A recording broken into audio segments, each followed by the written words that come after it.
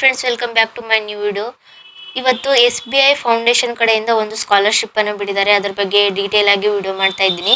ಇದರಲ್ಲಿ ಈ ಸ್ಕಾಲರ್ಶಿಪ್ ನೀವೇನಾದರೂ ಅಪ್ಲೈ ಮಾಡಿದ್ರೆ ನೀವು 9th ಇಂದ ಅಂದರೆ 9ನೇ ತರಗತಿಯಿಂದ 12ನೇ ತರಗತಿವರೆಗೂ ಓದ್ತಾ ಇದ್ರೆ ಇದರಲ್ಲಿ ನೀವು ಅಪ್ಲೈ ಮಾಡಿದ್ರೆ ನಿಮಗೆ 15,000 ಸ್ಕಾಲರ್ಶಿಪ್ ಸಿಗುತ್ತೆ. ಇದಕ್ಕೆ ನೀವು ಅಪ್ಲೈ ಮಾಡಬೇಕಂದ್ರೆ ಕ್ವಾಲಿಫಿಕೇಶನ್ ಏನೇನಾಗಿರಬೇಕು, ನಿಮ್ಮದು ಮಾರ್ಕ್ಸು ಪರ್ಸೆಂಟೇಜು ಎಲ್ಲ ಇಲ್ಲಿ ಕೌಂಟ್ ಆಗುತ್ತೆ. ಮತ್ತು ಇಲ್ಲಿ ಅಂಡರ್ ಗ್ರ್ಯಾಜುಯೇಟ್ ಇದ್ದವರಿಗೆ 75,000ವರೆಗೂ ಸ್ಕಾಲರ್ಶಿಪ್ ಸಿಗುತ್ತೆ. ಮತ್ತು ಪೋಸ್ಟ್ ಗ್ರ್ಯಾಜುಯೇಟ್ ಇದ್ದವರಿಗೆ 1,50,000ವರೆಗೂ ಸ್ಕಾಲರ್ಶಿಪ್ ಸಿಗುತ್ತೆ. ಇದು ಒಳ್ಳೆಯ ಅವಕಾಶ ಅನ್ಬೋದು. ಇಲ್ಲಿ ನೀವು ಅಪ್ಲೈ ಮಾಡಿದ್ರೆ ನಿಮಗೆ ಸ್ಕಾಲರ್ಶಿಪ್ಪು ಇಷ್ಟುವರೆಗೂ ಬರುತ್ತೆ. ಅಂದರೆ 9th ಇರೋದು 12th ಇದ್ದವರಿಗೆ 15,000 ಮತ್ತು ಅಂಡರ್ ಗ್ರ್ಯಾಜುಯೇಟ್ ಇದ್ದವರಿಗೆ 75,000. ಈ ಚಾನ್ಸನ್ನು ಮಿಸ್ ಮಾಡ್ಕೊಳ್ಳೋಕೆ ಹೋಗಬೇಡಿ. ನೀವು ಅಪ್ಲೈ ಮಾಡಬೇಕಾದ್ರೆ ಯಾವ ಥರ ಅಪ್ಲೈ ಮಾಡಬೇಕು, ಅಪ್ಲೈ ಮಾಡೋಕ್ಕೆ ಎಲಿಜಿಬಿಲಿಟಿ ಏನೇನಾಗಿರುತ್ತೆ, ನಿಮ್ಮ ಡಾಕ್ಯುಮೆಂಟ್ಸ್ ಏನೇನು ಬೇಕು, ಈ ಥರ ಎಲ್ಲ ಡೀಟೇಲ್ಸು ಈ ವಿಡಿಯೋದಲ್ಲಿ ಹೇಳ್ಕೊಡ್ತೀನಿ. ನೀವೇನಾದರೂ ನಮ್ಮ ಚಾನಲ್ಗೆ ಹೊಸಬರಾಗಿದ್ದರೆ ನಮ್ಮ ಚಾನಲ್ನ ಸಬ್ಸ್ಕ್ರೈಬ್ ಮಾಡಿ, ಈ ವಿಡಿಯೋನ ಲೈಕ್ ಮಾಡಿ ಮತ್ತು ಆದಷ್ಟು ಜನರಿಗೆ ಶೇರ್ ಮಾಡಿ. ಯಾರೆಲ್ಲ ಓದ್ತಾ ಇದ್ದಾರೆ ಮತ್ತು ಸ್ಕಾಲರ್ಶಿಪ್ ಪಡ್ಕೋಬೇಕು ಅಂದ್ಕೊಂಡಿದ್ದಾರೆ ಅವರಿಗೆಲ್ಲರಿಗೂ ಶೇರ್ ಮಾಡಿ, ನಿಮ್ಮ ಫ್ರೆಂಡ್ಗಳಿಗೆ ಶೇರ್ ಮಾಡಿ, ಅವರಿಗೂ ಕೂಡ ಹೆಲ್ಪ್ ಆಗಲಿ. ನೀವೇನಾದರೂ ನಮ್ಮ ಚಾನಲ್ಗೆ ಹೊಸಬ್ರಿದ್ರೆ ನಮ್ಮ ಚಾನಲ್ಗೆ ಸಬ್ಸ್ಕ್ರೈಬ್ ಮಾಡಿ. ಬನ್ನಿ ನೋಡೋಣ ಏನೇನಿದೆ ಡೀಟೇಲ್ಸು ಅಂತ. ಇಲ್ಲಿ ಕೆಳಗಡೆ ಸ್ಕ್ರಾಲ್ ಡೌನ್ ಮಾಡಿದ ತಕ್ಷಣ ಈ ಪೇಜ್ದೇನು ಲಿಂಕ್ ಇರುತ್ತಲ್ಲ, ಅದನ್ನೊಂದು ನನ್ನ ಚಾನಲ್ ಡಿಸ್ಕ್ರಿಪ್ಷನಲ್ಲೇ ಕೊಟ್ಟಿರ್ತೀನಿ ಲಿಂಕನ್ನು. ನೀವು ಲಿಂಕನ್ನು ಓಪನ್ ಮಾಡಿದ ತಕ್ಷಣ ಈ ಥರ ಒಂದು ಪೇಜ್ ಓಪನ್ ಆಗುತ್ತೆ. ಇಲ್ಲೇ ನೋಡ್ಬೋದು ನೀವು, ಈ ಥರ ಇರುತ್ತೆ. ಇಲ್ಲಿ ಕೆಳಗಡೆ ಸ್ಕ್ರಾಲ್ ಡೌನ್ ಇಲ್ಲಿ ಅಬೌಟ್ ದ ಪ್ರೋಗ್ರಾಮ್ ಅಂತ ಇದೆ. ಈ ಪ್ರೋಗ್ರಾಮ್ ಬಗ್ಗೆ ಡೀಟೇಲ್ ಆಗಿ ಕೊಟ್ಟಿದ್ದಾರೆ. ಇಲ್ಲಿ the SBI platinum jubilee Asha scholarship is one of the India's largest scholarship ಅಂತ ಇದೆ. ಇದು SBI platinum jubilee Asha scholarship ಅಂತ ಇದೆ ಇದರ ಹೆಸರು.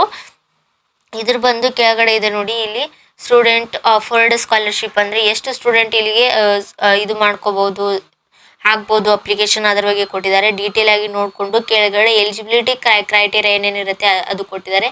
ಇಲ್ಲಿ ನೀವು 9th ಕ್ಲಾಸಲ್ಲಿ ಇದ್ದೀರಾ, 9th ಇಂದ 12th ಓದ್ತಾ ಇರೋ ಸ್ಟೂಡೆಂಟ್ಗಳಿಗೆ ನೀವೇನಾದರೂ ಸ್ಕಾಲರ್ಶಿಪ್ಗೆ ಅಪ್ಲೈ ಮಾಡಿದ್ರೆ ನಿಮಗೆ 15,000 ಬರುತ್ತೆ.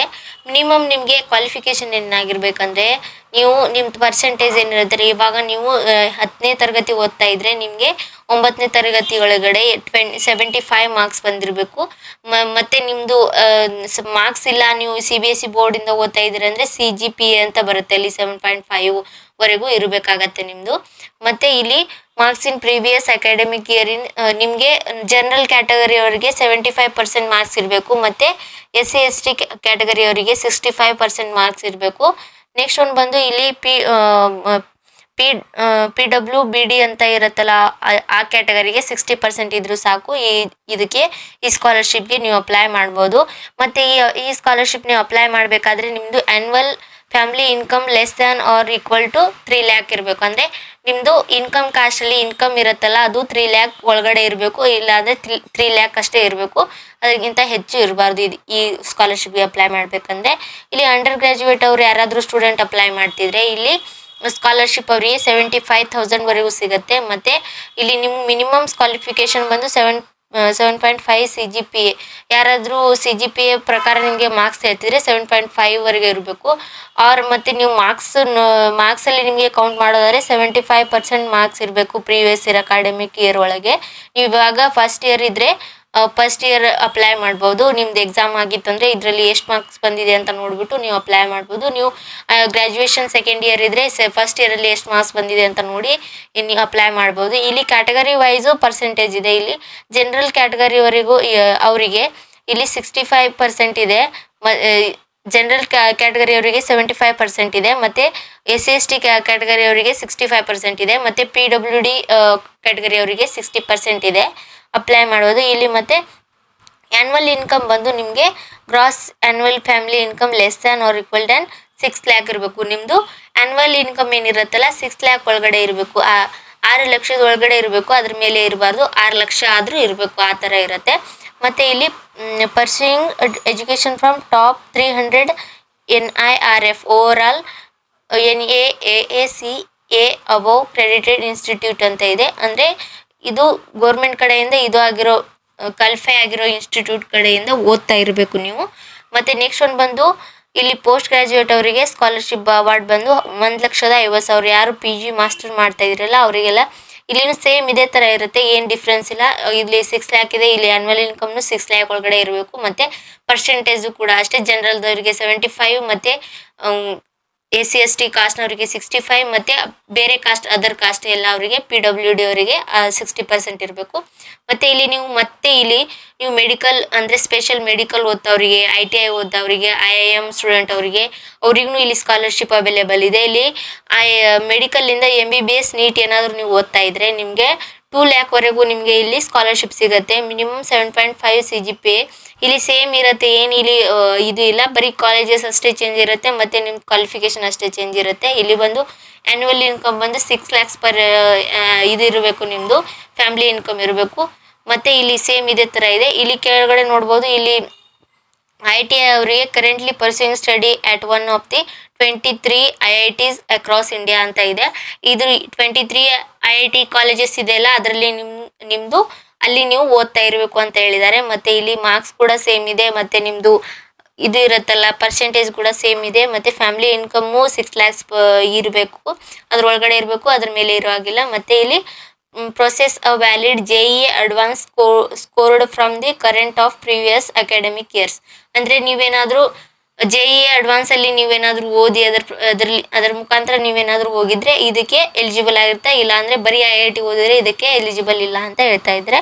ಇಲ್ಲಿ MBA ಮತ್ತು CAT ಮಾಡಿದವರಿಗೆ, IIM ಸ್ಟೂಡೆಂಟ್ ಅವರಿಗೆ ಅದೇ ಥರ ಸೇಮ್ ಇದೆ. ಎಲ್ಲ ಡೀಟೇಲ್ಸು ನೀವು ನೋಡ್ಕೋಬೋದು. ಇಲ್ಲಿ ಎಲ್ಲ ಥರ ಡೀಟೇಲ್ಸ್ ಕೊಟ್ಟಿದ್ದಾರೆ. ಕೆಳಗಡೆ ಬಂದು ಅಪ್ಲಿಕೇಶನ್ ಪ್ರೊಸೆಸ್ ಅಂತ ಇದೆ. ಅದು ಅಪ್ಲಿಕೇಶನ್ ಯಾವ ಥರ ಹಾಕಬೇಕು ಅಂತ ಕೊಟ್ಟಿದ್ದಾರೆ. ಫಸ್ಟ್ ಒಂದು ಕ್ಲಿಕ್ ಅಪ್ಲೈ ನೋ ಮೇಲೆ ಕ್ಲಿಕ್ ಮಾಡಿದ ತಕ್ಷಣ click the apply now button and to start your registration and application. Apply now ಮೇಲೆ ಕ್ಲಿಕ್ ಮಾಡಿದಾದ್ಮೇಲೆ ನೀವು ರಿಜಿಸ್ಟರ್ ಮಾಡ್ಕೋಬೇಕು ಅಂತ ಹೇಳ್ತಿದ್ದಾರೆ. ನೆಕ್ಸ್ಟ್ ಒಂದು ಬಂದು ರಿಜಿಸ್ಟರ್ ಆದಮೇಲೆ ಲಾಗಿನ್ ಮಾಡ್ಕೊಳ್ಳೋದಿರುತ್ತೆ. Login in to start application ಅಂತ ಇದೆ. Login in with your register account to access the from or create your account first in if you are new. ಅಂದರೆ ನೀವೇನಾದರೂ ಹೊಸದಾಗಿ ಈ ಸ್ಕಾಲರ್ಶಿಪ್ಗೆ ಅಪ್ಲೈ ಮಾಡ್ತಿದ್ರೆ ಇಲ್ಲಿ ನೀವು ರಿಜಿಸ್ಟರ್ ಮಾಡಿಕೊಂಡು ಆಮೇಲೆ ಲಾಗಿನ್ ಮಾಡಿಕೊಂಡು ನಿಮ್ಮ ಅಕೌಂಟ್ ನೀವು ಕ್ರಿಯೇಟ್ ಮಾಡಿಕೊಂಡು ಆಮೇಲೆ ಅಪ್ಲೈ ಮಾಡೋದಿರುತ್ತೆ. ನೆಕ್ಸ್ಟ್ ಒಂದು ಬಂದು ಎಕ್ಸೆಸ್ ದಿ ಅಪ್ಲಿಕೇಶನ್ ಫಾರ್ಮ್, ಅಂದರೆ ಅಪ್ಲಿಕೇಶನ್ ಫಾರ್ಮ್ ಓಪನ್ ಮಾಡಿ ಅಲ್ಲಿ ಒನ್ಸ್ ಲಾಗ್ಡ್ ಇನ್ ನೀವು land on the SBI platinum jubilee Asha scholarship 2026-27 application form page ಅಂತ. ನೀವು ಒಂದು ಲಾಗಿನ್ ಆದಮೇಲೆ ಒಂದು ಪೇಜ್ ಓಪನ್ ಆಗುತ್ತೆ. ಅದರಲ್ಲಿ SBI platinum jubilee Asha scholarship ಅಂತ ಎಲ್ಲ ಡೀಟೇಲ್ಸ್ ಇರುತ್ತೆ ಆ ಪೇಜಲ್ಲಿ. ನೆಕ್ಸ್ಟ್ ಒಂದು ಬಂದು ಸ್ಟಾರ್ಟ್ ಅಪ್ಲಿಕೇಶನ್ ಇದೆ. Choose your scholarship category and click start application to begin ಅಂತ ಇದೆ. ಅಂದರೆ ನಿಮ್ಮದು ಯಾವ ಸ್ಕಾಲರ್ಶಿಪ್ ಕ್ಯಾಟಗರಿ ಯಾವುದಿದೆ, ನೀವು ಇವಾಗ 9th ಇಂದ 12th ವರೆಗೂ ಓದ್ತಾ ಇದ್ರೆ ಅದ್ರೊಳಗಡೆ ಇದ್ರೆ ಅದನ್ನು ಸೆಲೆಕ್ಟ್ ಮಾಡ್ಕೊಳ್ಳಿ. ನೀವು ಗ್ರಾಜುಯೇಷನ್ ಇದ್ರೆ ಗ್ರಾಜುಯೇಷನ್ ಸೆಲೆಕ್ಟ್ ಮಾಡ್ಕೊಳ್ಳಿ, ಪೋಸ್ಟ್ ಗ್ರಾಜುಯೇಟ್ ಇದ್ರೆ ಪೋಸ್ಟ್ ಗ್ರಾಜುಯೇಟನ್ನು ಸೆಲೆಕ್ಟ್ ಮಾಡಿಕೊಂಡು ಅಲ್ಲಿ ಅಪ್ಲೈ ಮಾಡ್ಬೋದು ಅಂತ ಹೇಳಿದ್ದಾರೆ. ನೆಕ್ಸ್ಟ್ ಒಂದು ಬಂದು 5th ಒಂದು ಪ್ರೊಸೆಸ್ ಬಂದು ಫಿಲ್ ದಿ ಅಪ್ಲಿಕೇಶನ್ ಫಾರ್ಮಲ್ಲಿ ಏನೇನು ಇರುತ್ತೆ, ಈ fill the all the required details across the section currently ಅಂತ ಇದೆ. ಅದರಲ್ಲಿ ನಿಮಗೆ ಫಾರ್ಮ್ ಓಪನ್ ಮಾಡಿದ್ಮೇಲೆ ನೆಕ್ಸ್ಟ್ ಒಂದು ಬಂದು 5th ಅಲ್ಲಿ ಫಾರ್ಮಲ್ಲಿ ಏನೇ ಡೀಟೇಲ್ಸ್ ಕೊಟ್ಟಿದ್ದಾರೆ ಅದೆಲ್ಲ ಕರೆಕ್ಟಾಗಿ ಫಿಲ್ ಮಾಡಬೇಕು. ಫಿಲ್ ಮಾಡಿ ಆದಮೇಲೆ ನೆಕ್ಸ್ಟ್ 6 ಇದು ಸ್ಟೆಪ್ ಬಂದು ಅಪ್ಲೋಡ್ ದಿ ಡಾಕ್ಯುಮೆಂಟ್ಸ್. ಅಲ್ಲಿ ಏನೇನು ಡಾಕ್ಯುಮೆಂಟ್ಸ್ ಕೇಳ್ತಾರೆ ಅದಕ್ಕೆಲ್ಲ ನೀವು ಅಪ್ಲೋಡ್ ಮಾಡಬೇಕಾಗುತ್ತೆ ಡಾಕ್ಯುಮೆಂಟ್ಸು. 7th ಬಂದು accept the terms and review. ಅಂದರೆ ನೀವು ಎಲ್ಲ ಸಬ್ಮಿಟ್ ಮಾಡಿ ಆದಮೇಲೆ ಲಾಸ್ಟಿಗೆ ನೀವೆಲ್ಲಾನು ನೋಡ್ಕೋಬೇಕು. ಮತ್ತು ಟರ್ಮ್ಸ್ ಆ್ಯಂಡ್ ಕಂಡೀಷನ್ಸ್ ಅಂತ ಇರುತ್ತೆ, ಅದನ್ನು ನೀವು ಎಕ್ಸೆಪ್ಟ್ ಮಾಡಿಕೊಂಡು ಸಬ್ಮಿಟ್ ಮಾಡೋದು. ಲಾಸ್ಟ್ ಒಂದು 8th ಸ್ಟೆಪ್ ಬಂದು ಸಬ್ಮಿಟ್ ಮಾಡೋದಿರುತ್ತೆ.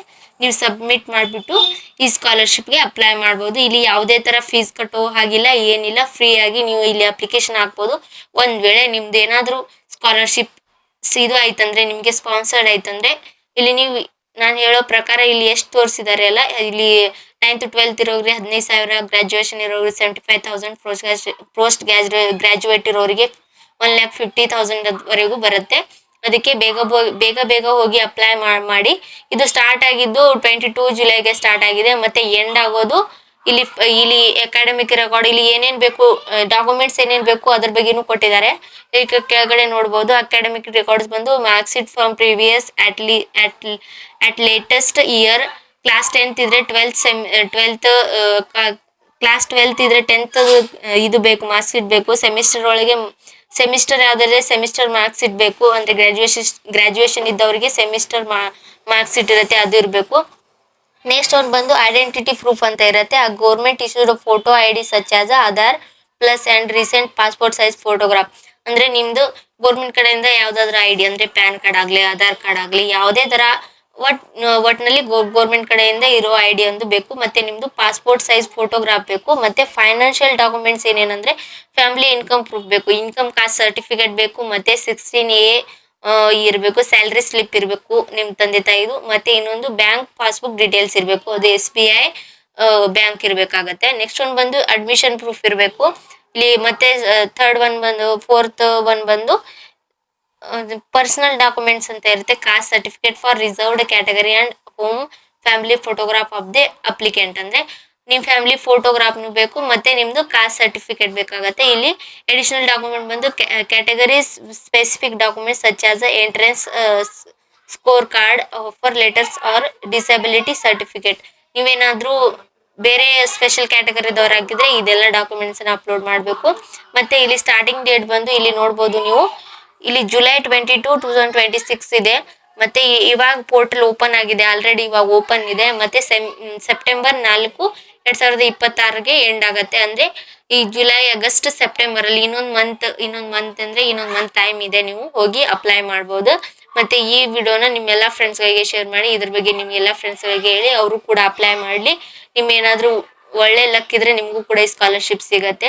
ತುಂಬಾ ಜನ ಅಪ್ಲೈ ಮಾಡಿರ್ತಾರೆ, ಎಲ್ರಿಗೂ ಸಿಗತ್ತೆ ಅಂತ ಹೇಳಕ್ ಆಗಲ್ಲ. ಅದಕ್ಕೋಸ್ಕರ ನೀವು ಬೇಗ ಹೋಗಿ ಅಪ್ಲೈ ಮಾಡಿ. ಒಂದ್ ವೇಳೆ ಅಪ್ಲಿಕೇಶನ್ ಫಿಲ್ ಆಯ್ತಂದ್ರೆ ಆಮೇಲೆ ಸರ್ವರ್ ಬಿಜಿ ಅದು ಇದು ಪ್ರಾಬ್ಲಮ್ ಬರ್ತಾ ಇರುತ್ತೆ. ಅದಕ್ಕೆ ನೀವೇನಾದ್ರೂ ನಮ್ಮ ಚಾನಲ್ಗೆ ಹೊಸಬರಾಗಿದ್ರೆ ನಮ್ಮ ಚಾನಲ್ನ ಸಬ್ಸ್ಕ್ರೈಬ್ ಮಾಡಿ, ವಿಡಿಯೋನ ಲೈಕ್ ಮಾಡಿ, ಮತ್ತೆ ಆದಷ್ಟು ಜನರಿಗೆ ಶೇರ್ ಮಾಡಿ. Thank you so much.